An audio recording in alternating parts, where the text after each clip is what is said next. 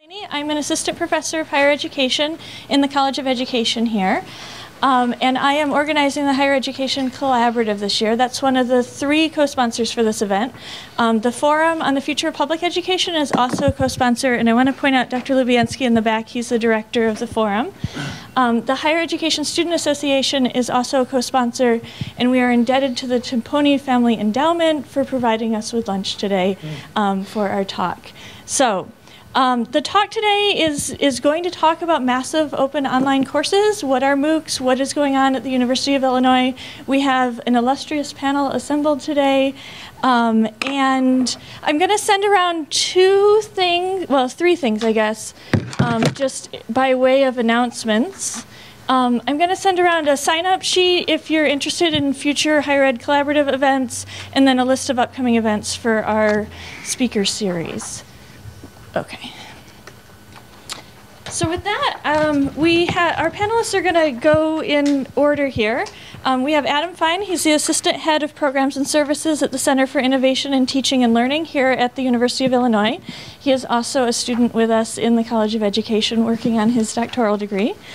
We have Ray Schroeder, who traveled the furthest to join us from Springfield, and is Associate Vice Chancellor of Online Learning at the University of Illinois at Springfield. We have Bill Buttler, who is a professor in Civil and Environmental Engineering. We have Rob Rutenbar, who is the department head in the Department of Computer Science. Cary Nelson joins us from the Department of English, where he is a professor, and Nick Rabolis will round out our panel, and he is a professor with me in the Department of Education Policy, Organization, and Leadership in the College of Education. So with that, I will turn it over to Adam to have us start. Thank you, Jennifer. Thank you. Okay, thanks everyone, and again, thanks for coming. I'm just going to try and set the foundation here for all the other pieces of what we're going to talk about with MOOCs. A little bit of background information, then a little bit about the resource is a MOOC. MOOC stands for massive, many thousands. That could be, we've got MOOCs with over hundreds of thousands of people in them, some with just a few thousand, kind of undefined. Open, is it free? Certainly it means it's easy to jump in. Online, yes, and course, we think so. Put that because there's a debate around that. If you look, a brief history here, this term was coined in 2008 by Dave Cormier at the University of Prince Edward Island and senior research fellow Brian Alexander. The first MOOC, so they say, was taught in 2008. George Siemens of Athabasca and Stephen Downs of the National Research Council. I think Ray will have a little more to say about that. But anyway, so what happened last year? This is when the MOOC acronym came into many of our lexicons. Certainly lots of press on MOOCs, lots of hype in both directions. You heard a lot last summer about, MOOCs are going to change the world. All the universities are going to close. Everybody's going to lose their job. This is the greatest. This is the worst. Even the New York Times dubbed 2012 the year of the MOOC. What else should you know about MOOCs? Well, there are ex-MOOCs, which is what people would say we're doing here at Illinois, where the focus is more on scalability. In theory, you need a business model. And then there are C-MOOCs, were really much more about, came out of the constructivist movement, more of a focus on community connections. What else? There are usually quite a bit of video in MOOCs, because as you can imagine, if you have 100,000 people or participants in your course, you're not going to have the same kind of engagement as you would with a class of 20. So video is highly utilized in MOOCs. The instructor is often more of a facilitator. Again, you're not going to be responding personally to 100,000 students. Kind of a game manager, coach in that way. Crowdsourcing is a big part of MOOCs. I know we talked about early on in some of the first MOOC offerings, at least through Coursera, that within 24 hours of launching some MOOCs, some of the content was translated into 6 different languages within 24 hours. So some really neat things happening. And that plays into the last one, is big data. There's a whole bunch of data going on, clickstream data in these MOOCs. You can imagine the potential for research when you have 100,000 students in a course doing things. So just some basics there. Who is doing MOOCs? So many and most of the AA universities are engaged in MOOCs now. Almost all of them are working with 3 major providers. This is not a complete list by any means, but many of them are working with 2 for-profits, Coursera and Udacity, and then 1 non-for-profit started MIT, Harvard, called edX, which is open source. Oop. Stopped clicking. Come over here and click. There we go. Okay, so a little bit about Illinois and MOOCs. We partnered with Coursera in the summer of 2012, thereabout. We've offered, and some of these have been offered multiple times now, 5 MOOCs. We have about 7 others at various levels of development that have been approved. Some will go live in the next few months. I think 3 of them are going live in January. Our MOOCs are certainly known as top tier, very high quality in both technology and pedagogy, and that's certainly been a benefit to our campus. And we actually have, Coursera is organized in a way is by institutions, so we have our own page there, and that's the URL. Where are we with MOOCs now? Again, just a little bit about this. You'll hear more about this as the panel goes on, but 2 committees, there are 2 committees, 2 primary committees talking about MOOCs here on campus. There's the MOOC Implementation and Planning Committee. That's the committee responsible for the RFP process, which is how our campus has chosen at this point to deal with MOOCs. So we're not just having MOOCs here and there and everywhere, because they really are very quite public. So that committee was responsible for the first wave and now the second wave of MOOCs that have been offered. And then there's a MOOC Strategy Advisory Committee, where there are about between 15 and 20 representatives across campus thinking about what are we going to do with this, how does it fit into our strategic vision as a campus. And we also have our own MOOC website. If you haven't seen that before, there's certainly more information there. So a little bit about getting started. Again, there is this RFP process, so campus is not really wanting people to just go off and do their own MOOCs. But if approved, you will be working with our campus's new Center for Innovation in Teaching and Learning, where I work with 80 or so wonderful colleagues. And that's our website. We're newly formed, so forgive the construction if you do go to the website. But in general, campus, the provost office has charged our office with not only working with online and massive courses, but now blended, flipped, and others. So all in one house, resources you need to. So we, again, we're partnered with the academic units where the subject matter experts are, and then we're providing the resources to get these things online. And a question that I was asked to answer, so what services are available? And I like to say everything. It's probably too broad. But we have a lot of services at CITO. So I've kind of bolded and highlighted some of the ones that have already played a key role in our MOOC development on campus. Certainly we have a pool of very talented instructional designers who sit with the faculty, and together they figure out the best ways, really talk about the learning outcomes that we want to work with, and also we have multimedia and post-production, animation, other things. So anyway, the idea is that it's a partnership here, and that and that's how we're structured. So so these are the other services, and that's pretty much it for my part here. This is me, and I'm glad to answer any questions, but I think we're going to do that a little later, or email. So I'll pass it to Ray now.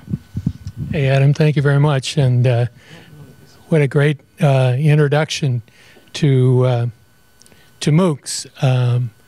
I think we're lucky to have that. I don't know if any of you have cell phones, if you want to capture the QR code, but when we do presentations, generally it's over the last, half dozen or more years, with the notable exception, Nick, of the Board of Trustees, when they required PowerPoints, if possible, I put them up on a website so that you can refer to that website later, and so that it's always there for you to share, and we can update it and give you additional information. So we call these PowerPointless presentations. Well, let me begin with EDUCAUSE has a great little publication on 5 myths about MOOCs, because, there's been a bit of a backlash to MOOCs, a bit of concern that maybe this is intended to put faculty out of a job, etc. And early research indicates that in fact we are engaging students in this process, and I know that's a focus here at the MOOCs originating on this campus as they are at some other campuses, and we're examining some of that in a research study I'll talk about in a minute. But also there's a concern that it may deny students mentoring experiences, and once again, that kind of engagement. But again, that really is a myth. I think if you've attended, how many here have attended a MOOC? Yes? How many have completed a MOOC? Terry, great to see. So, there is some rigor to the MOOCs, yes. So these are not without rigor, without demands. And they provide really, in fact, many times a great depth of information and perspectives on the topic. And in general, although one can't say this is true everywhere, in general, the intent is not to replace faculty. And in fact, in the first MOOCs, we did this really kind of on a shoestring, there was no LMS, and I did a MOOC in 2011, and there was no massive learning management system where you could handle those kinds of logons of thousands and thousands of students. And MOOCs prior to the ex-MOOCs were truly open. Now, certainly a MOOC is open. It's right there in the name, the first O. But it's open to enroll, and yet in many MOOCs, the material is copyright protected by the university and or the originator of the MOOC. It also normally has a time span in which it's available. That's not always the case. Notably, Udacity MOOCs are available always. And I will say Udacity has been putting all their videos up on YouTube, so they're open in that regard as long as they stay up there. But in the early MOOCs, the idea was you put the material up, you left it on the web like MIT OpenCourseware.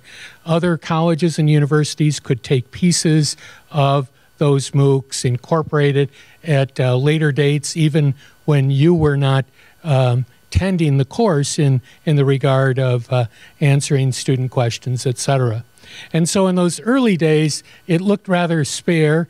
I will bring this up just briefly. For those of you, how many of us are in education, are studying in education? Okay. So those who might want to follow this, OERU at WikiEducator has a list of the first 25 MOOCs, and it notably ends with our MOOC, which for 15 minutes was the largest MOOC ever. We actually had 2,700 enroll when we were done. And then even in our last session, it was Seb Schmoller, one of our panelists from the UK, said, I hear there's a MOOC from Stanford that has 100,000 students. And ultimately it became 160,000 with Sebastian Tron and Peter Norvig's MOOC on artificial intelligence. Anyway, there's some interesting little case studies listed here, which give you a bit of a background. So early on, the MOOCs looked, rather spare, and, so that it would be not unlike a kind of a stripped down Blackboard or whatever each week was here. You click to the week, and then we had a variety of speakers and live sessions and readings and whatnot. So that's the way, MOOCs looked early on. And now they've, of course, become much more sophisticated with Coursera and edX and multiple platforms available.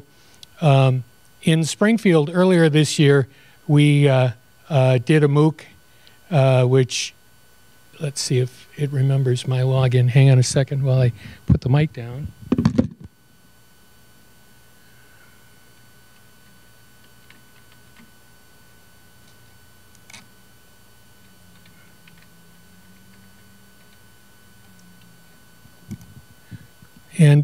And this is Course Sites by Blackboard. It's a free and open MOOC platform so that you can enroll thousands, and then the class looks a lot like Blackboard, where you can jump into a week, and in this case we also offered badges to those who completed the badge requirements, which were certain questions along the way and whatnot.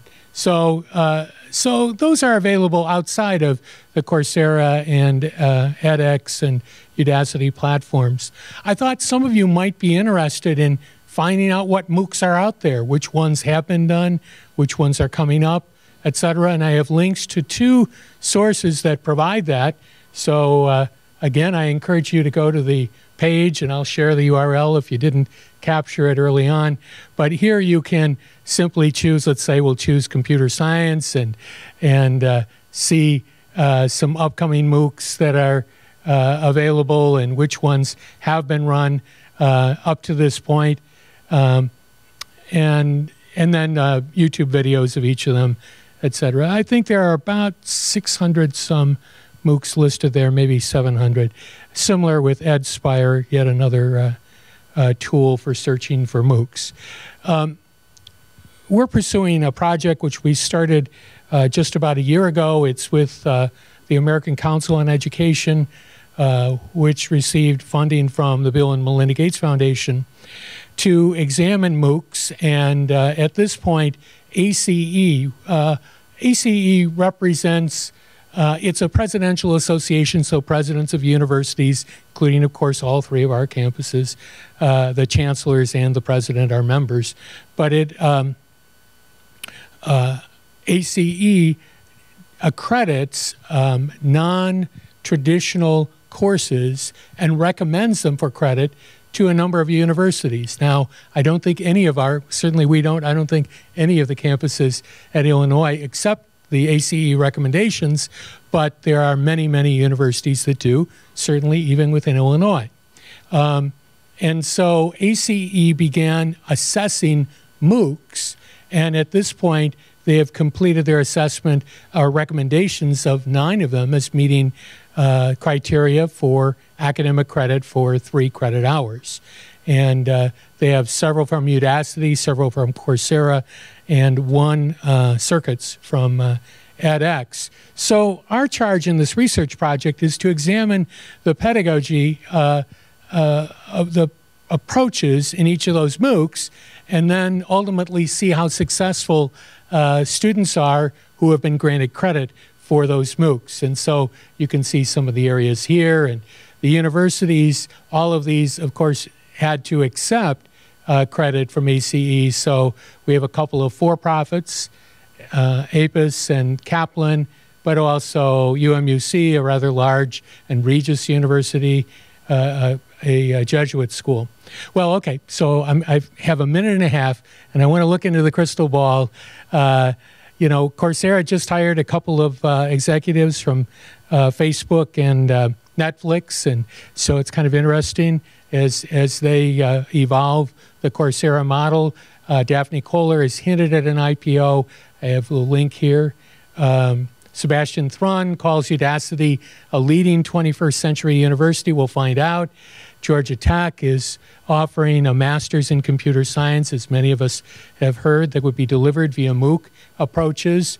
And they've reduced the cost of that substantially to those students who qualify. Probably the most important thing to share with you is the recommendation from David Bergeron, formerly of the U.S. Department of Education and now at a leading liberal think tank, who has recommended modern states accreditation to be added to the regional accreditation. Like, we're accredited by the Higher Learning Commission, and there's, western states and southern states, to add a new accrediting body that would report to the U.S. Department of Education and would accredit individual MOOCs. And in addition, would accredit assembly of degrees from those disaggregated MOOCs as an accredited degree. And further, the intent is that the regional accrediting bodies accept this.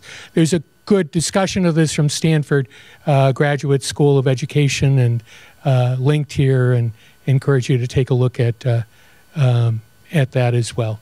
So with that, I think I'll surrender the microphone and look forward to questions a little bit later. Okay. Well, thanks. Excellent lead in to a focused topic. I was asked to talk about some research that's going on in the area of MOOCs. So my name is Bill Buttler. I am a professor in civil and environmental engineering. I'm also a part-time associate dean in the graduate college. So just a little bit more about my background, and then getting into some of the workshops and research going on around campus. So I founded the online master's program in civil and environmental engineering. And in fact, it was modeled after computer science, which is just right across Matthews Avenue from Newmark. And what we were looking for, it was a way to put our Master of Science degree online, but just to really have the equivalent degree with the same courses, same professors. And so it's sort of the engineering model where we use lecture capture to take our campus courses and make them available to professional students who can't come to campus. We have a lot of military students, for instance, in our program. And so that really got me involved in online graduate education. And so then shortly after we got the program launched a few years ago, I was asked by Dean Dutta in the graduate college to take on a 50% appointment as associate dean, and to have a big part of my portfolio look at online graduate education. And so I'm a co-chair of the SEED committee, which is the Committee on Extended Education and External Degrees, that looks at new proposals for new online degrees and certificates, and also off-campus external programs. And we formed a subcommittee. We wanted to be not only just reactive to proposals, but we also, looking back to our charge from more than 20 years ago, we were to be really almost borderline advocates for online graduate education, certainly to partner with departments and units to help them, if they wish, to develop new programs. And so we put together a working group, and there's several members of the working group in the audience here today. And we started a tour de force around campus where we visited the various units that were heavily involved in online graduate education. And it's going to lead to some recommendations back to the SEED committee and the Grad College Executive Committee as needed, and also to a report on our findings. But I guess what we discovered is probably no surprise to most of you, is that we're pretty decentralized when it comes to online education right now, and centralized at the same time, especially with the new arrangement with CITL. I think that we can have it both ways. So programs are certainly welcome to come up with new paradigms for putting their programs, certificates, courses online, and yet we have amazing campus resources to help you do that. So you can kind of go it alone, or be informed by best practices, or you can have quite a bit of help. So that's one of the things. But we're also looking at MOOCs on that committee as well. And I also serve on the committees, the MSAC committee, which is looking at developing guidelines and campus recommendations and more of our strategies for Coursera and MOOCs for the campus. And we have a report that should be forthcoming soon. That's been submitted and it's under review. And then also serve on the planning committee. And so, thinking about research, I guess if there's one takeaway that I'd like to leave you with, is that we're not going about online education, and certainly MOOCs, in a willy-nilly fashion on this campus. It's really being scrutinized. It's really being studied. Shared governance is a big part of how we're approaching moving forward with MOOCs. But we're also, scholars of graduate education and online pedagogy. And so a couple of things that we're looking at. Put together a workshop proposal as part of this subcommittee for the SEED committee, and it's the first graphic that I have. It was an NSF workshop grant, and we had a workshop back in April. It should be the second page, Jennifer, if you would. It was called the Envisioning the Future of Online Graduate Education in the 21st Century Research University. So if you go to the Grad College website, you'll see a link to the workshop. And over on the sidebar, there should be a link to video recordings. It's in the blue box, the fourth link on the left. Go back. And then on the left bar, and when it comes up, oh, you'll have to go to, the video recordings. Thank you. So we captured just about the whole workshop. So if you want to invest 4 or 5 hours of your life, you can go back and revisit the workshop. You can see our keynote was Mark Camlett, who's the provost of Carnegie Mellon, where Rob used to hail from. And really amazing keynote that surveys the landscape of MOOCs and its impact on higher education. So that's only 4 or 5 months old. So I encourage you to visit our workshop website, which is still evolving, and you can relive our April 2nd workshop. So we got news from NSF that they had approximately $20 million that had come up in their fiscal year budget that needed to be allocated by September, and this was in May, and we heard that there was a call for proposals and a new program called ECR. The idea was to launch ECR in February of 2014, but given this funding allotment that they had, they put together a quick call for proposals. It's in the Directorate for Education and Human Resources, or EHR, and it's focused on core research. So they actually embedded an acronym within an acronym to create EHR Core Research, ECR. So they love acronyms at NSF, and this takes it to the next level. So we scrambled to put together a team to think about, we've got all these questions that have come up from these workshops and from these committees. What can we reasonably put together to study? There were 2 different calls. There were smaller proposals that were capacity building. They were meant to be 3 years, $300,000. And then there were these big 5-year, $1.5 million research grants. So we decided to go after capacity building. I think we do an excellent job in research and online education, but in online grad education, we thought probably we can angle in with capacity building. And so we put together a proposal to add a postdoc to the grad college staff, and then to collaborate across campus. So my collaborators on that project are Sarah Lubienski, who's also a grad dean, associate dean, and David Huang, who's a professor in EPOL. And our postdoc has been found, and he's been busy at work for about a month. Colin Rude, he raised his hand, he's in the back of the room. And he's the one that's doing a lot of the early work, especially with regards to getting all of our surveys done and approved by campus through the board.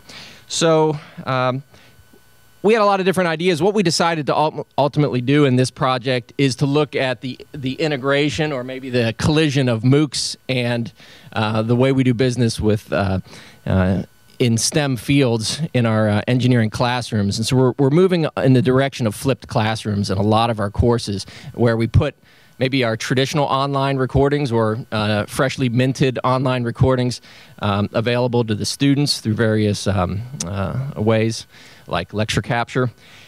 And then we use our classroom time to work on group work or work on projects in the class, so that the faculty member, the instructor, and the TAs can sort of just roam around, give a project, give feedback. It's just a more hands-on approach, might go to the lab. And what we found in these committees is that we were calling for MOOC proposals that focused on our land-grant mission, but also said, how are you going to use state funds to impact what we're already doing on campus in a positive way? And we started to hear faculty say, well, we're just going to integrate MOOCs and traditional education, or MOOCs and traditional online education. We thought, wow, that's really interesting. All kinds of questions popped up. Does that work? What do the on-campus students feel about that? What do the MOOC students feel about that? What does FERPA think about our students who are protected under FERPA on campus, mixing it up online? We think that our on-campus students like the idea of Coursera and MOOCs. We think that they like the idea of crowdsourcing and taking advantages that are available out there in the massive open space. And we'd like to bring some of that and bring some of those recorded lectures into the classrooms. But a number of issues arise. So we're going to be doing a series of surveys of instructors that are developing these integrated classrooms, as we call them. But we're also going to send a survey out to the faculty in general to get a baseline sense of where they stand with respect to their acceptance of MOOCs and online education in general. So that survey is constructed, and once it's approved, that should be coming out probably in a few weeks. We decided to go with a 2-year project. We thought we would pursue the larger research project as well, maybe in parallel as we start to wrap up this project. The other thing we're doing in the capacity building grant is doing another major national workshop. So probably in about a year and a half from now, spring 2015, we'll have a follow-up to our first workshop. It'll be bigger and better. We'll be able to showcase some of the early research findings from this project. And there's a number of other research projects that are starting to pop up, some other NSF-funded projects on MOOCs on this campus too, so those could also be highlighted. And we'll get to hear again from our peers in 21st century research universities how they're adapting to the real existence of MOOCs and how we're going to strategically integrate those into our campuses. Thanks. I think Rob's next. Okay, thank you.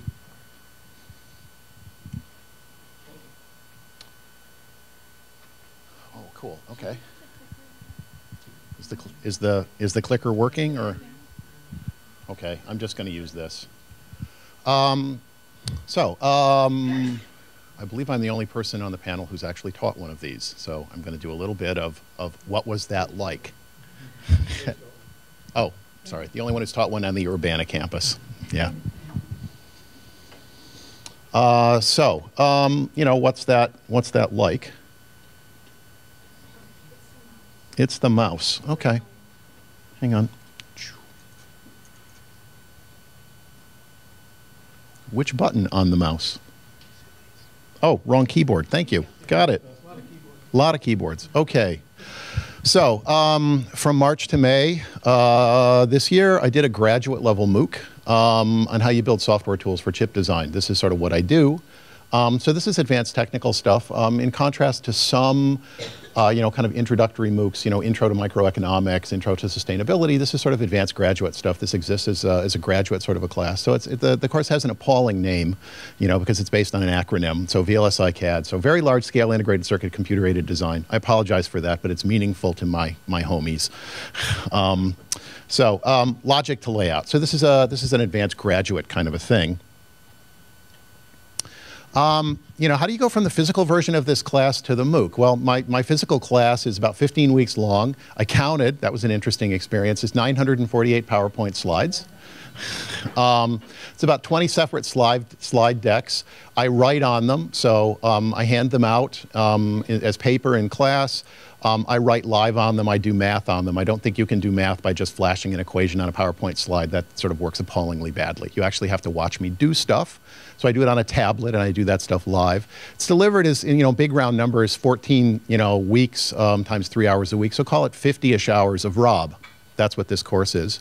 A typical MOOC, however, is not usually exactly the same length or intensity as a standard semester. It doesn't have to start at the same time or end at the same time or be 3 hours a week or be 14 or 15 weeks long. You know, it can be as long as you want. So, I mean, on the right-hand side of this slide is just, you know, like pictures of what my directory looks like with all of these lectures in it. I did an interesting experiment, which is I actually spent a couple of days walking through every slide of my lecture, chunking things into essential topics. So, you know, you can't read any of that stuff on the bottom, but it's basically, you know, sort of just going through my course and saying, what's a chunk of sort of intellectual material that I would think of as sort of an atomic unit of stuff in this course, and how many slides was it? And so that's what that bar chart is. So there's 102 separate intellectual topics in this course, and you know, most of them are kind of 10-ish, 15-ish slides of stuff, and every once in a while there's a chunk that's too long, right? 30, 40 slides, which is typically some really nitty-gritty example that I'm sort of grinding through in a lot of detail. this was tremendously useful for me to take a step back and say, what subset of my course I'm actually going to put online, and what am I going to do with it? You know, just sort of intellectually, when you start dropping topics in the middle, then there's some stuff in the end you can't deal with because you didn't do the preparatory material. So I think this was useful and essential. So my 20 lectures and my 1,000-ish PowerPoint slides turned into 69 short videos. The average length of those videos is 15 minutes. It's 615 total PowerPoint slides. I'm still using PowerPoint. I'm still writing on the PowerPoint, and basically what my MOOC looks like is some talking heads of me introducing the material, and then pictures of PowerPoint slides with my handwriting appearing and my voiceover narration saying, and this is what we do next. It's 17 total lecture hours. And what's interesting is it's about 50 to 60% of my regular course, but delivered in 1/3 of the time. And that's actually entirely consistent with people who do these things, is you find that they're actually very time efficient. And the reasons are in hindsight kind of obvious. You don't have to do that settle down, kind of stuff. And you also don't have to sort of then turn around to the class and say, Cary, did you understand equation 27? Right? Because if people didn't understand equation 27, they just stop it and they rewind it and they watch it again really slow a whole bunch of times. So it's really, it's quite consistent that this experience about the productivity. There's lots of reasons for why lots of short video segments, some of which you probably know. You probably know this stuff much better than I do. Pedagogically, lots of work suggests better retention with short bursts of focus instruction, emphasizing one or a few core topics. Okay, I get that. There's technology reasons which are entirely about bandwidth. In lots of parts of the planet, you cannot download a 2-hour video of my talking head. It is not going to happen. It's never going to make it there, or you can't afford it. So you keep the vids short, you don't stream them live, which is to say people don't consume them live. People download a 15-minute chunk overnight, and then they watch it on the bus to work the next morning, which is a very interesting mode of interaction that you don't think about in a Netflixy kind of environment where you can get anything on demand and anywhere on your cell phone. It's critical to sort of respect the infrastructural realities of the people in the places and the geographies who are consuming your course, so you're never going to be able to be successful about this. I'll give you another example of this later in the talk. This is what the sort of the planetary scale touch, looks like for this particular course. So anything that's gray, nobody signed up for my course. So I need to work harder on Greenland the next time I offer this course. But not a big surprise. Kind of the U.S. and India, were the sort of the dense spots. But I'm very happy that there's a lot of sort of yellow and orange in this in this place. So nice touch in South America. More in Brazil. Really quite surprised that there were more Egyptians signing up for this course than South Africans on the African continent. It's kind of interesting. So big thanks to Deanna and the folks in the Atlas organization for sort of managing all of these maps and stuff for us. This is great data. What did my participant landscape look like? So people talk about this as your funnel, right? Big at the top and small on the bottom. So this is my funnel. There were 17,000 participants, which is to say people who clicked sure. I'd like to be in this course. 7,000 people watched a video. So roughly speaking, this is entirely consistent. About half the people who clicked sure, I'd love to take this course, never come back. They just, they're just sampling. 1,300 people did a homework, 400 people tried a software assignment. My course had online homeworks, and my course also had software where we gave people projects. They went away and did them on their own computers. They submitted the results, and we built some very sophisticated stuff in the cloud to sort of grade them and give them very, very fine-grained feedback. 500 people took the final exam. Not quite 400 people got the so-called Statement of Accomplishment certificate that has a big digitized version of my signature saying, congratulations, you have accomplished it, because I have stated so. This is just, one interesting piece of data. So these are the views across all of my videos. So the horizontal axis is my 69 lecture videos, right, starting from the welcome to, the wrap up at the very end. And this is how many people watched them, right, according to Coursera. And so this is an interesting question. So should I feel like a success because that first number is 7,000, or should I feel like a failure because that last number is closer to 2,000? All right, so I will offer you, a personal opinion. That number is roughly equal to the number of employees in the world's largest company in this area. It's a $2 billion corporation named Synopsys. So I feel pretty good about that particular number because of that particular size. And 2,000-ish is equivalent to me teaching this course for 40 years. right? I feel very good about that one, right? I've never had more than 100 people in this course. The biggest this course has ever been physically is 70 people. And the last couple of times it was offered, it was more like 12. Okay, so 2,000 people sort of watching my videos, that's really cool.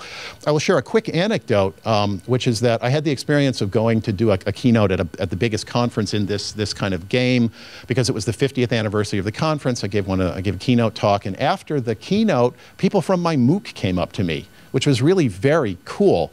And they said 3 things. The first thing they said was, "Thank you so much. We never thought we'd find a course on this stuff. This is pretty advanced stuff. There's maybe 25,000 people on the planet who do this stuff, all right?" They said, "Thanks, this is really cool." And the second thing they said was, "We apologize we didn't finish it, right? Because we have jobs, or we're working on stuff, and the demands of my day, kind of pulled me away." And then the third thing they all said was, "When are you offering it again? Because we really want to go back and finish it." And then there were a lot of questions about, and in week 11, you said you'd like to talk a little, or week 5, you said you'd like to talk a little more about X, but you don't have time. Can you talk about X? Because that's actually what I do. All right, so lots and lots of interesting input.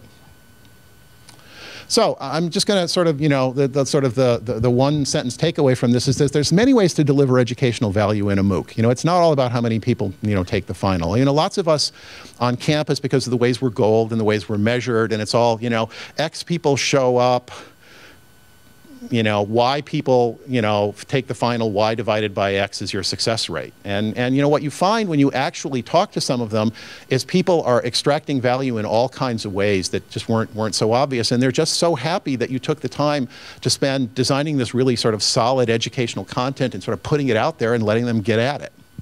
I've actually had a whole bunch of requests, and I've said yes to all of them, of people saying, "I downloaded your PowerPoint." Right, because I put the PowerPoint, I put everything out. They said, I'm going to teach a class on campus in my company, my university. Are you okay with this? And I've just been going, sure.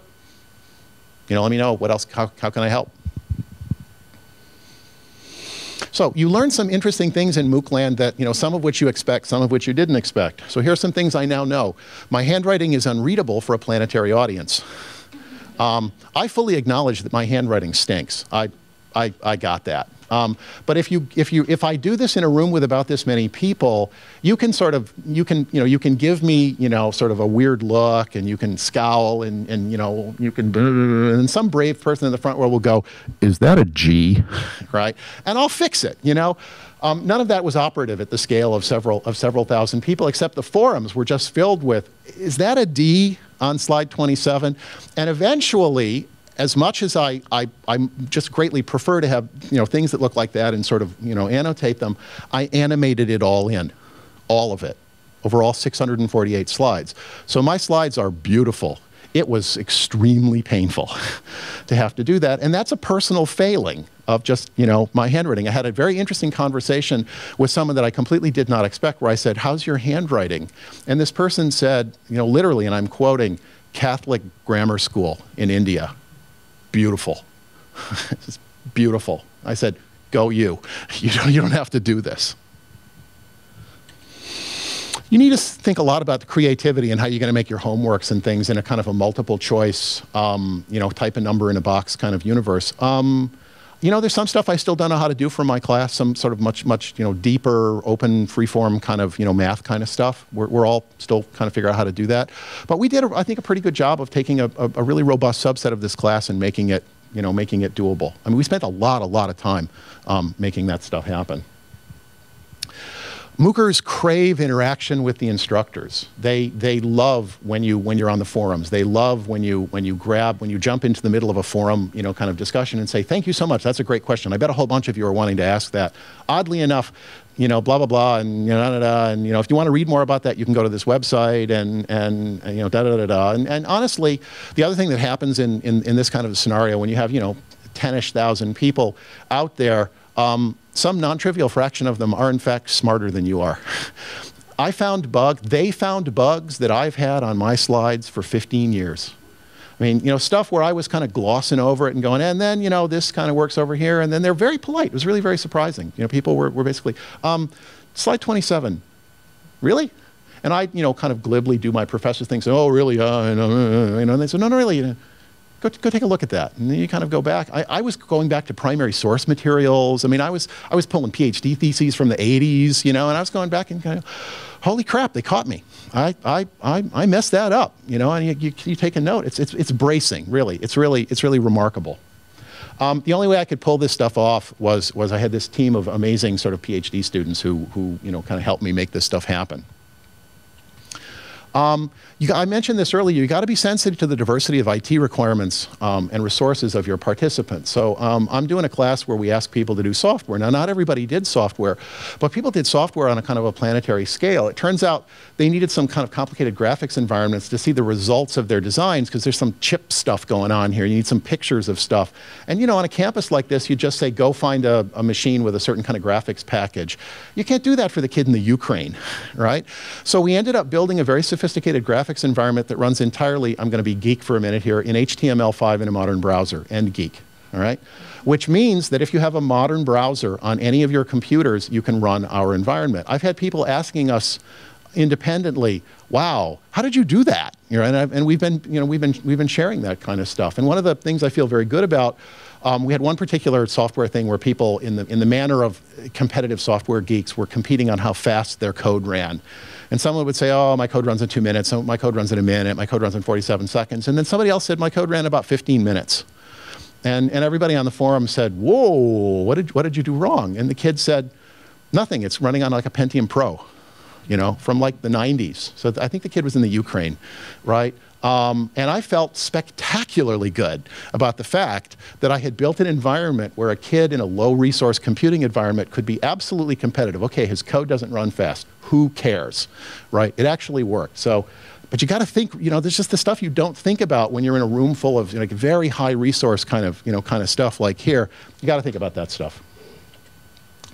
So I'm pretty positive about this stuff, and I'm going to give you two kind of reasons for that. So the first is, this is my last slide. You know, look, I spent, you know, March to May doing this, and I think it came out well. I learned a lot of stuff. But even more interestingly, I spent some of August doing something very different, where I was embedded as a glorified teacher's aide in this INABIF facility, which is a preschool in Villa El Salvador, which is a very gritty neighborhood, basically a shanty town outside of Lima, known primarily as the locus of the final battles of the Shining Path Maoist insurgency in Peru. So the world does not lack for areas of grinding poverty, but people were throwing bombs at these kids' grandparents, right? So this is a pretty tough neighborhood. If your notion of roughing it is not having good 4G cell phone coverage, I invite you to go to some place in winter that doesn't have heat, that doesn't have hot water, where you need to bring your own toilet paper, where there is one computer for 100 students and no internet, where there are no printers and there is no copiers, and where and I did this, which was very illuminating.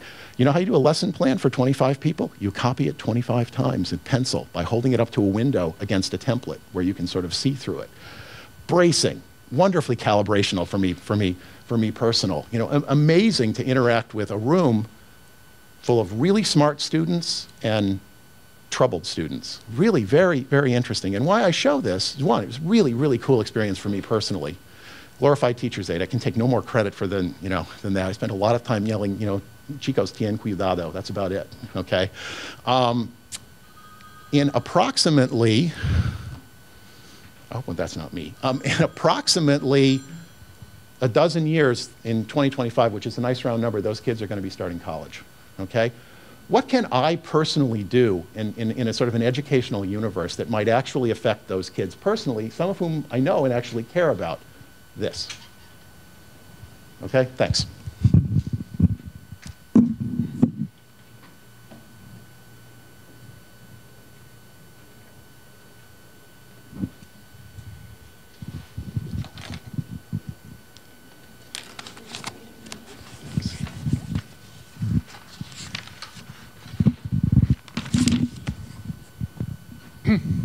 Hi. Is that on? Pardon me? Oh, I see. Okay.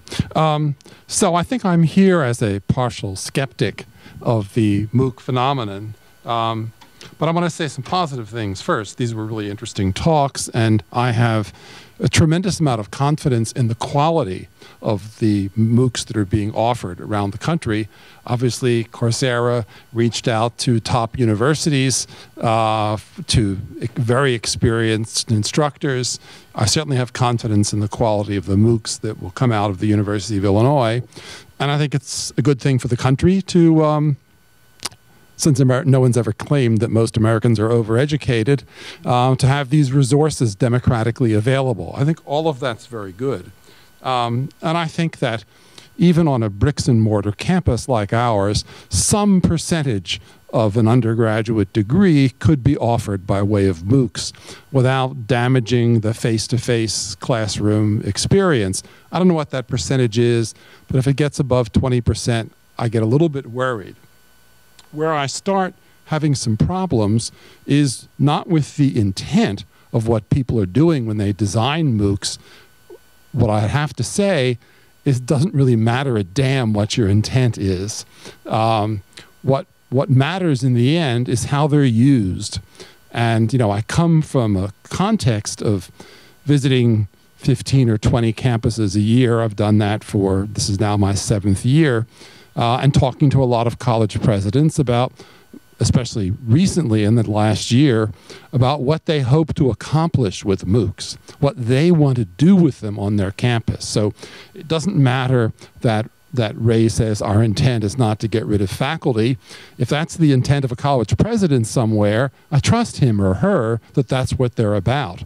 So I think the question is, how does one shape how these things are going to be used on college campuses? For the general public, however they use them doesn't matter. How they're going to be used, I guess one way of beginning that question is to say that when Daphne Kohler was here, I think early last year, I forget the exact date, one of the things she said was that MOOCs were really great for underprepared first-generation college students who lack confidence because they can take it at their own pace. They can go back and rewind and watch something again until they understand it. And they're not going to be subjected to the social pressures of a face-to-face classroom. So I got up and said, well, that's all great. It's just that it's not true. I mean, at least the evidence we have so far, and that's not just evidence of MOOCs. It's evidence with what's happened with independently engaged online education for quite a number of years. The evidence is that people who aren't well prepared are the ones that don't finish the course. That they're the people who need mentoring. They're the people who actually need that social environment. And I could see when Daphne said that, a lot of smiles amongst the faculty members in the audience who thought, you know, God, I'm now involved in a really social good. I'm creating social good for all of these poor and disadvantaged students. Sorry. So there are ways of compensating. Obviously, if you use a MOOC on a particular campus, you have a facilitator, because I think calling it a faculty member is a bit of a stretch. Not a lot of full-time faculty members want to be the squire to someone else's knight who prepares lectures and you sit and talk about them with your students, right? It's not a really strong ego-building experience, but if there's a facilitator for a small number, one could begin to compensate. But, you know, too many of the presidents that I've talked to explicitly say they want to use MOOCs to reduce their instructional costs. And that means either getting rid of full-time faculty or doing something else with faculty members, that is disaggregating faculty members. That's one of the terms for what you can do. And in this context, I look not at MOOCs because they're barely started. They don't have a history. But I can look at online education, and I suppose I would particularly think about Western Governors University, now headquartered in Utah, and Southern New Hampshire University in New Hampshire. Both of which institutions I've talked to people at quite a bit. And faculty members are unbundled or disaggregated I mean, those are the terms that the people who run these institutions, which have a long history of online education, they're not massive online courses that enroll 100,000 people, but they are online courses that include video capture, that include PowerPoint slides, that include, a lot of the elements of MOOCs, and they're all together online. With a few exceptions, the students in them have never see one another, never actually have any face-to-face interaction with other students in the course. And Western Governors University, for many years, basically failed. That is, they were not succeeding. The completion rate for their courses was very low. What they did was shift to a different audience, and they hired admissions people who interviewed every prospective student. They decided they weren't interested in the 17 to 24-year-old age group. They were interested in the 25-year-old age group and above, who were self-motivated, often employed somewhere, taking a course to increase their skills, their marketability, their earnings potential. And if they focused on admitting to their online programs people 25 years and older, they were successful. And that's what both Western Governors University and Southern New Hampshire University do. I remind you, if you don't know, that Arne Duncan, Obama's Secretary of Education, said that Western Governors University ought to be the model of the future. That's what all education should be. And Obama himself praised Southern New Hampshire University, its online division, which is its largest enterprise. So how does a faculty member get disaggregated in the online or MOOC context? Well, at Western Governors University, they go around the country and they hire people to design courses, or sometimes parts of courses. Those people provide the content to WGU. They have nothing to do with delivering the content. The facilitators who deliver the content are different people. The people who grade student performance at WGU and Southern New Hampshire are a third group. The people who deliver the course don't grade it. The people who deliver the course don't design it. The people who design it don't grade student performance. So these activities are broken up. People who advise the students, WGU has advisors. It's not face-to-face advising, it's by telephone. That's a fourth group. And advising at WGU is often outsourced to a corporation. And of course, admissions is yet another group. The administrators who run the institution is yet another group. But there aren't any faculty members left. And it's a lot cheaper when you disaggregate and you're not paying health care and you're not paying contributions to a retirement fund, and you're sometimes outsourcing these activities to a corporation. They do a lot of outsourcing of grading. I could talk more about what their quality control is, but it's not what we think of as an education in which faculty members have a role. So when I talk to upper level administrators who like this disaggregation model, far be it from me to say that they're intending to retain traditional faculty members, tenure track, full-time faculty. It's not what's happening. So what can you do? Well, this is going to be shorter than I thought, but the first message is, if you're designing an online course, and maybe this is the most important thing I can say, you do not need to sign it over to the university. You do not need to grant the university ownership. You can grant the university a license to use it in a variety of ways, but you don't need to give up your intellectual property rights, as many institutions are demanding. Coursera doesn't demand that they own it. They don't demand that the university owns it. They demand that you use it. Okay, quickly, 10 reasons why you should not sign away your rights. 1, do you want your university to be able to hire part-time faculty at slave wages to teach the course you designed, even if you were fairly paid for it? 2, do you want to exercise some ethical and professional authority about how your course is used? 3, do you want the right to retain the right to revise and update your online course as you see fit? Or do you want to give that right to the university? Do you want the university to have the right to revise the course as they see fit? Do you want your university to have the right to market segments of your course separately, perhaps without giving you credit? 5, do you want the university to be able to insert lectures, PowerPoints, graphics, or assignments by others into your course without your permission? Unless the document that you sign leaves you in control of those things, if you just give away your IP rights, then all those things are possible. Do you want to retain the right to use elements of the course in other projects, perhaps another course or a textbook? Do you want the right to offer the course at another institution if you move to another institution? Do you want to retain the right to offer the course on a second platform? Say you think Udacity has a better platform than Coursera. Can you change platforms or let another platform offer the course, or does your university control that right? Do you want the right to design a course for another platform distributor from the outset? That is, you're working at the U of I, they have a Coursera arrangement. Do you want to go through, work with another provider because you think their platform is technically better, you think they have better outreach, whatever, or are you constrained contractually from doing that kind of thing? So we need licenses for the university to use MOOCs and other online materials that retain faculty rights in a fairly detailed way and at least control how they're going to be used in the environment in which you teach. Much harder to exercise that control elsewhere, maybe impossible, but you can at least limit the ways that the university can market it, and that controls to some degree how it's going to be used elsewhere. Thanks. Thanks. Okay, so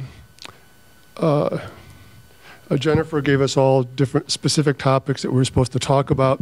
She also told us that we were all supposed to wear lavender tops, just like she was wearing. 3 of us got the memo, as you can see. The other half didn't. I want to say one thing really quickly about Cary's last point. It's a very, very important point. At the University of Illinois, faculty retain the ownership of the IP for all of their online courses, MOOCs or otherwise, and they do have the licensing relationship with the university, but they don't lose any of the control of the sort that Cary's talking about. That's not true at a lot of other universities, where the university claims that online course development is work for hire that the university controls entirely. It's just not true here. So good for Illinois.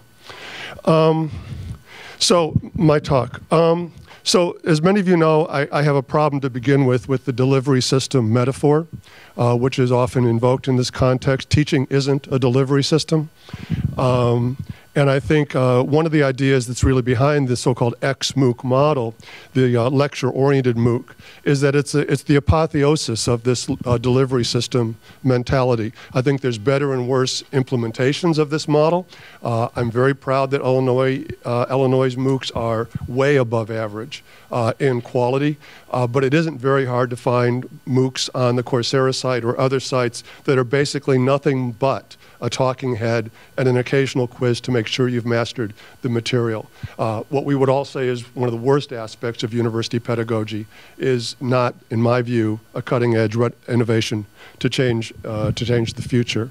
So here's what we've learned about the MOOC model so far, and Cary already talked about this.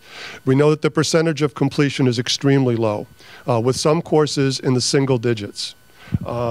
We also know that the people who do take them and do complete them, Cary just made this point, already have high levels of education. Deanna and our group here has done a lot of research on who takes our MOOCs and particularly who succeeds. It really is an instance of the educational rich getting richer. It's not, so far at least, this vast expansion of access to low-achieving, low-education, low-income people. And I don't think Daphne talks very much about that anymore. But it was definitely part of the pitch when Coursera first started. It hasn't worked out that way yet. So I think what we're starting to see now is a set of reactions against the MOOC model. And I'm going to give you several examples. Al Filreis, do you know him? Yep. Okay, he teaches a modern poetry MOOC that's on Coursera at Penn. There you go. There's a really interesting video of him talking about this course. You can look it up online on YouTube. And here's something that he said. He said, when Daphne Kohler contacted me and asked me if I wanted to do a MOOC based on my course, I said I'd love to do it except for two problems. One is your model is totally based on lectures, and I don't give lectures.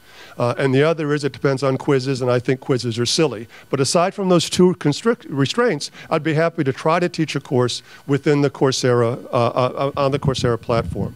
And what he talks about in his video is how he basically worked against the grain of the Coursera platform constraints.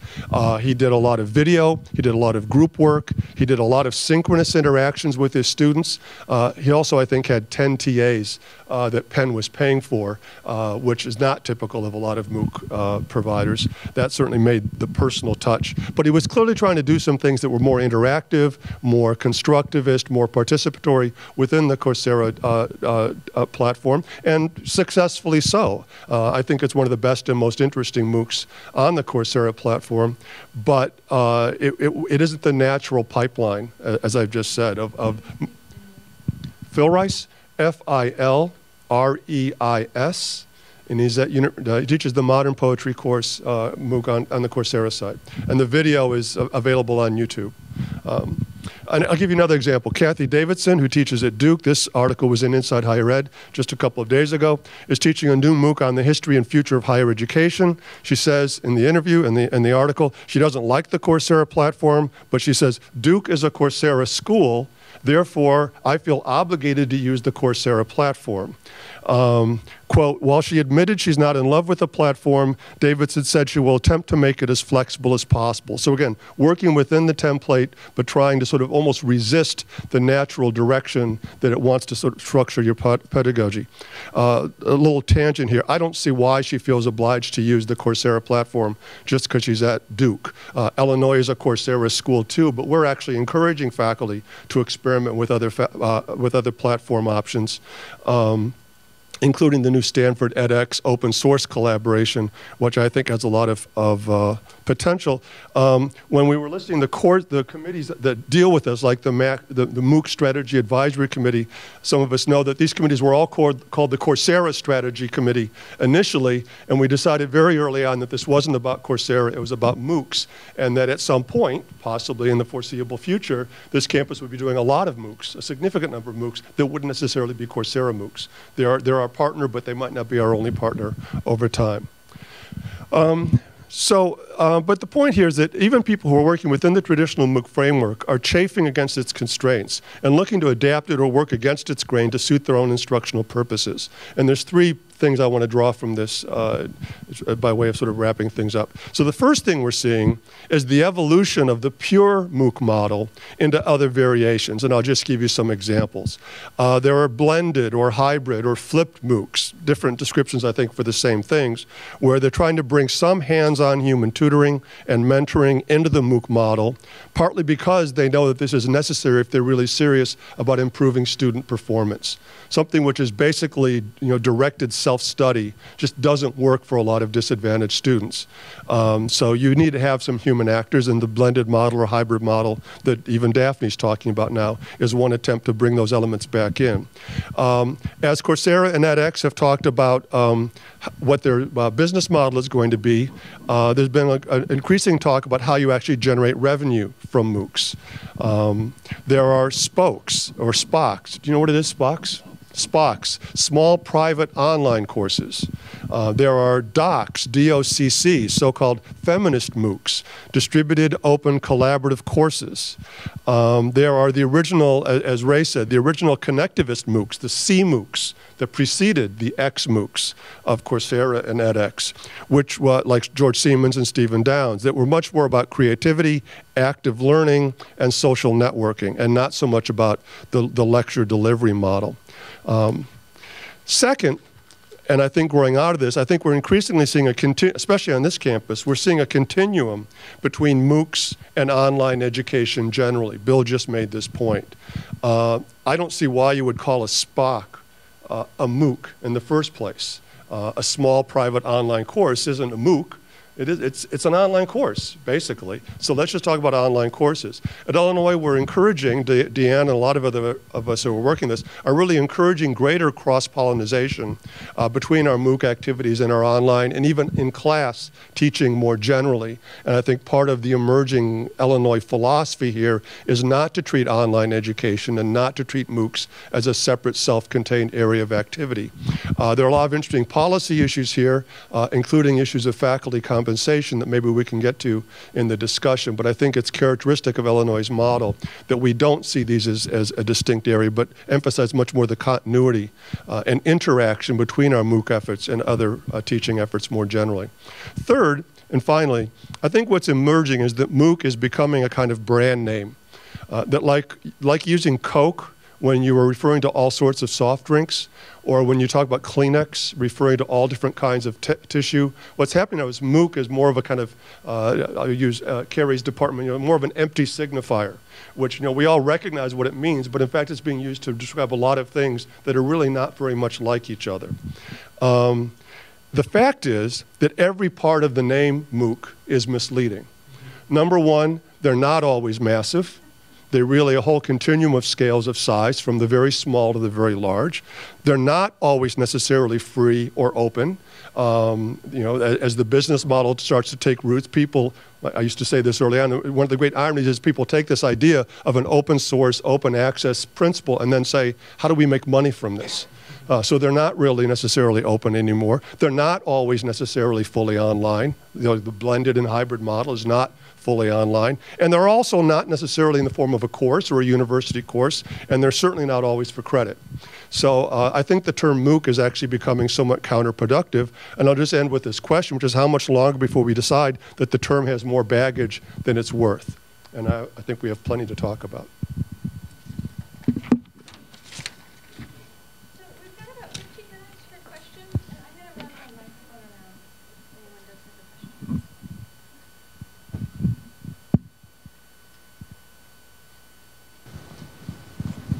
You better leave one up here, Jim. Oh, sorry. That was my intent.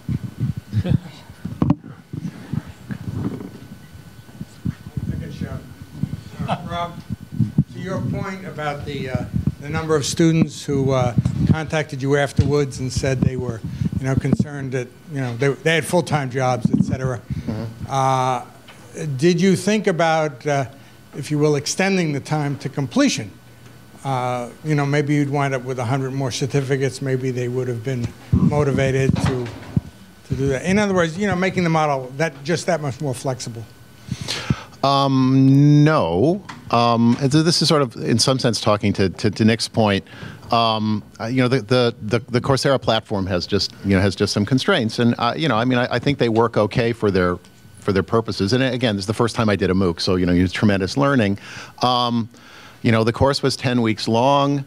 And I'm just gonna, I'll parrot Daphne, color on this one. One of the things that works well in the Coursera environment is that the lectures are available. You can sort of watch them and sort of learn, but the homework's due on Sunday at midnight, Greenwich Mean Time, which is a great motivator for just getting people, kind of synchronized. And so this course had a final, right? That was at a particular time. Now, if I simply had more time, right, and this is my failing, right, I would have turned around and run the course again. So it's and so our friends who are in economics, who's running the microeconomics class, he's run it 3-4 times now.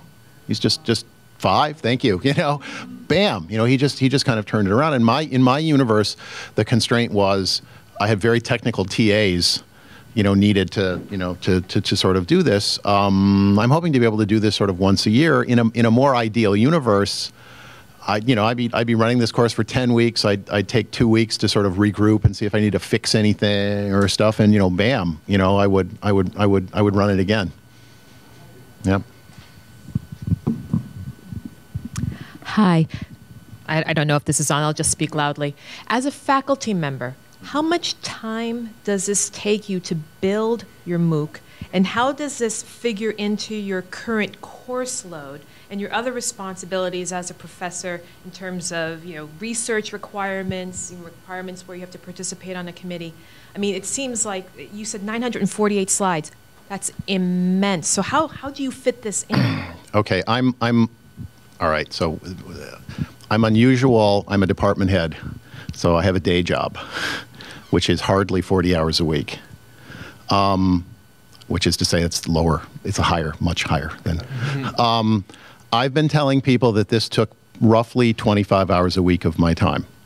So this was basically 12 hours every Saturday, 12 hours every Sunday, and 2 hours every night.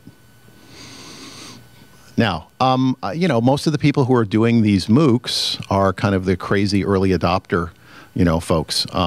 We had a ton of people volunteering, me, I want to do this. So, you know, we didn't, you know, it was a ton of work. It was amazingly exhilarating. You know, I mean, it was intellectually just, you know, it was kind of a breathtaking kind of experience. I mean, pretty much everybody has that experience. I mean, if I wasn't a full-time administrator, it would have been much more like the build-out of a first serious course where, you know, I mean, roughly speaking, you know, you're kind of sort of supposed to spend half of your time teaching and half of your time, you know, half of your time doing research and, you know, 5–10% of your time doing service. This would have been like one of those semesters where, oh my gosh, I'm really rebuilding this really fundamental course that my department really relies on, and I'm really going to spend 25–30 hours a week making sure I do a good job. It was very consistent with, I'm building a serious course, right? And you know, I mean, you know, Cary mentioned and, you know, and Nick mentioned, we are putting out spectacularly high quality stuff. And really, I'm just, you know, saying what Nick said, it does not take very long to go look at some really bad stuff. I mean, there's some appallingly awful stuff. I mean, there's just some sage on the stage talking head, you know, bad. None of the Illinois stuff looks like that. It takes, I would think anybody who's a serious teacher who really cares about doing a course that you think is important, you know, for personally your, you know, kind of ability to sort of teach well, you know, that you think is some foundational role in your discipline or your department, it's like teaching one of those things. You know, you feel really bad when you give a lecture and then your forums light up and you say, oh God, I screwed up. They're wrong. I'm wrong. I screwed that up. You feel, I feel really bad, like one of those kind of classes. So I mean, it wasn't 100 times more work. It was just like, you know, doing one of those really serious things. The thing that's a little more challenging about it is that you have to be, cognizant of like how early you have to get, you know, like your videos in so that they can get checked. And, you know, people are gluing, you know, in my case, you know, kind of talking head intros with, you know, with slides and stuff. If you've seen like the microeconomics course is incredibly cool because not only is he standing up in front of actually an audience in Lincoln Hall and sort of writing on flip charts and stuff, then he goes to the farmer's market, you know, at Lincoln Square Mall and interviews people and says, so the price of tomatoes, professor, you know, and he talks about economics content. People love that course. So I mean, your opportunity to do things that are really cool in this space because of the video stuff is really cool. Don't think that, you know, that you really have to get that stuff done a couple of weeks before you want to sort of have that lecture. So it's you know, it's like any really serious course, lots of prep time. I have not run this course again. What everybody says who's done it is really the next time you run it, it's a lot less work because you have most of this stuff done. I'll let you know. I'm hoping to run it. I'm hoping, given my schedule, I'm hoping to run mine once a year. We'll see what happens. Yeah, please. Just to follow up, and not sure if everybody knows the amount of support that the instructors get in putting on Coursera. So for question back to you, for every hour you suppose you put in a week, and when you add up the TA's time and Atlas and CITL, probably a lot more hours. Sure. I mean, so you know, big props to you know, Deanna Ranieri and the Atlas, you know, kind of the instructional design team and the you know, the video team. They're spectacularly good folks. The campus is doing a really serious job of kind of stepping up and you know, I mean, I don't know, I hope this doesn't sound bad, but you know, my Saturday morning started every morning with a 4-hour meeting with my TA team. Now, why? Because I had a day job. I don't get to sort of blow off 4 hours a day, you know, of my kind of department head gig, you know, to go do this. So, you know, yeah, I brought bagels, you know, a lot of cream cheese was consumed, right? But you know, like I said, I think I'm a little bit of a special case. But, you know, it was like putting a really serious course together that a lot of people really care about the outcome of for the first time. That's what it was like. Yeah.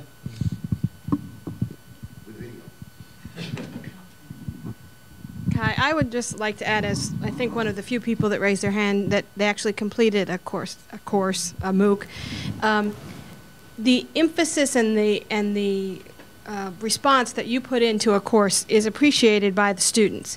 And I understand that there is that loss of, we had 7,000 people sign up and only 500 completed. However, from a student point of view as well, you would not want 7,000 other people in the course with you, whether it's massive or it's in a hall. The fact that on your slide that you said there were 500 that took the final exam and 300 and some that actually got their certificate, that shows success to me. That shows that the people that were serious about it and made it through got the certificate of completion. And I have compared courses from other institutions. Now, the 2 courses I actually took from other institutions because they were on a topic that was very near and dear to my heart at that moment. I am interested in taking one of the Illinois courses, and I work for the University of Illinois online, so I've seen what all of the courses look like, and I can tell you that we take a lot of phone calls for the courses that are available from Illinois through Coursera. And as a student, I can just say thank you.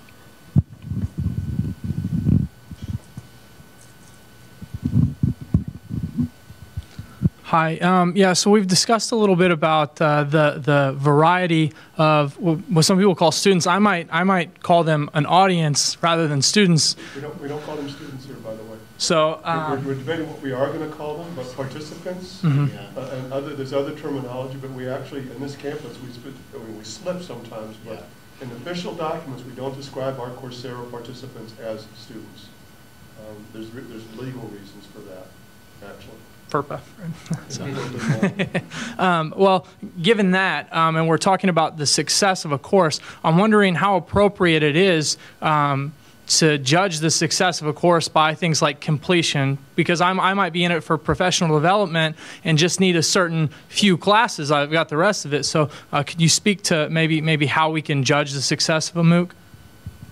All right, 1 minute for me, and then I'll pass it on. I feel good about the fact that 500 people took my final. I feel just about equally good about the fact that 2,000 people were watching those videos. Those things are really intense. I mean, there's serious math flying by, and it's really nitty-gritty stuff. And if you only were there to kind of take the final, I would have had 500 people watching the videos. I mean, 2,000 people extracting value by basically staying with me and just saying, well, look, I don't have time to do the homeworks. I don't have, I'm not gonna do the software. Maybe for what I do, for what I want to learn about, for my job, for my, the skills acquisition, kind of just because I think this is cool. And you get a remarkable variety of students. I mean, you get people who are in college, you get people who are professionals, you get people who just said, wow, this is really cool. Those people are fun to email with. It's like, oh, do you do this for a living? No. What? I just thought this was fun. So I feel good about the numbers. I wish the numbers were higher, but I feel good about the general, kind of scale of numbers. The flip side of that is, how do you judge the failure of a course? And I think some of that is not based on numbers, it's based on how it's used. So at the worst end of the spectrum, MOOCs potentially redefine what a university is. And that definition would be an outhouse with an internet connection. When Daphne was here, she said they already had all of the computer science courses necessary for an undergraduate degree in computer science. And within 3 to 5 years, they expected to have the same in every academic discipline. So I'm at Sleepy Hollow State College somewhere, and I don't have a computer science department. But I hire one part-time faculty because I go to all these MOOCs, which represents a full spectrum of courses. I offer a computer science degree. To me, that's a failure. There are no real faculty teaching. There's no real department behind the course. There's just an online spectrum of offerings. And if you think that that's a science fiction nightmare, let me guarantee you that the economics of higher education will produce that result. So the failure then is that it's lousy education because of how it's being actually offered in a given place. So I'll add something else, and Deanna actually could give even more information. So another thing that's been surveyed here is, why do people, not just who takes the MOOCs, but why they take them. And I forget the exact numbers, again, Deanna, but it's interesting that the kinds of things people say are, I'm curious about the subject matter. I want to enhance my professional skills. I see this as an opportunity for personal development. Earning a certificate or a credential is way at the bottom of the list. And so it's another reason why the course metaphor may not be the right metaphor to understand what these things are and how people use them. The idea that every student is going to have a beginning, middle, and end and start the course and finish the course may just only describe the needs of a certain subset of people. Other people, as you say, do want to sort of dip in and dip out. I'm interested in the topics from week 3, 5, 8, because they relate to my work, and the rest of it I don't care about. That's okay. That's a certain kind of success. If you back off the idea that a course is only successful if every student who starts it completes it. So I won't talk about ubiquitous learning today, but I think this idea that you know about, which sort of this anywhere, anytime model of learning, is interacting with MOOCs and other online technologies in really interesting ways to change the ways in which people bring different expectations to a learning environment. And for some people, it's get in, get what you want, and get out. It isn't earn the degree, earn the credential, finish the course.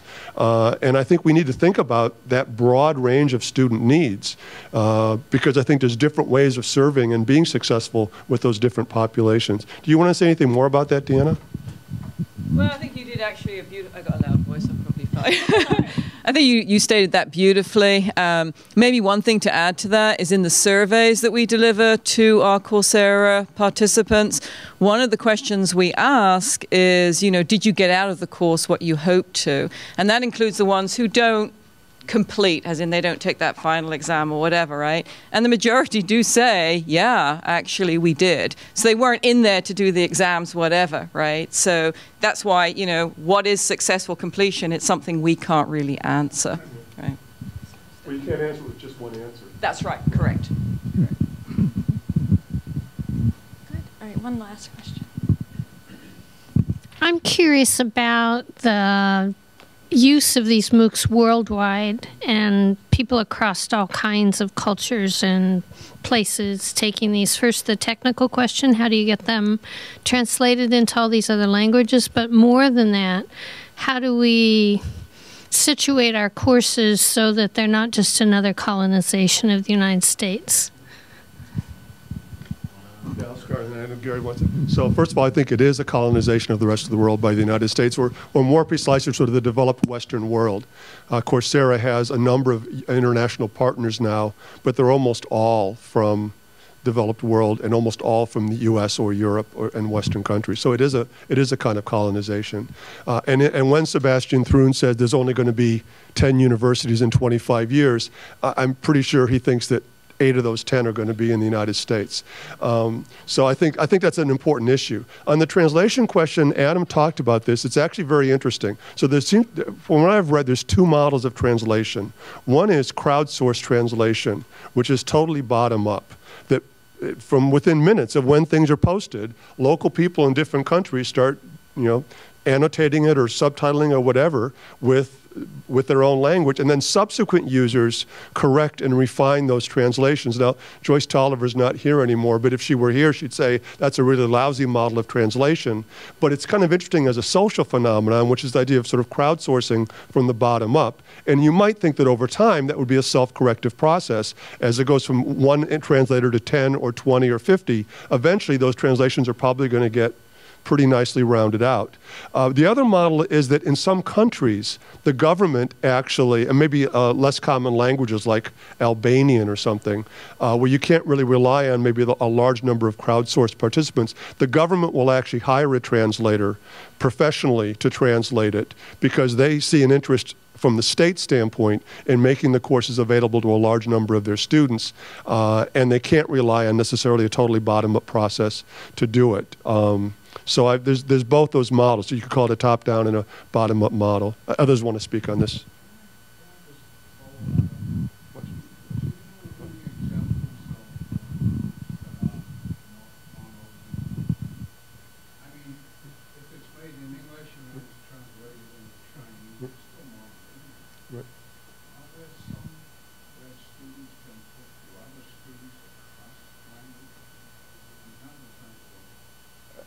Norma, do you know about this?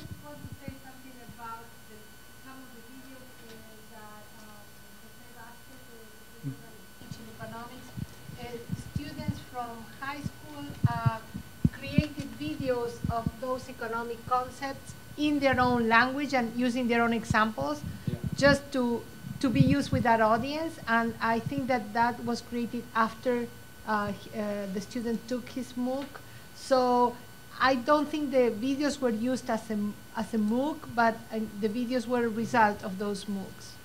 I'm interested in whether you can get participant interaction across cultural and linguistic environments, which couldn't be translated by web, which might. Rob may know this. I'm assuming that when any course comes online, that local groups within countries and within linguistic groups form their own study groups or whatever, maybe even outside the framework of the MOOC itself, so that they can interact and work on projects together.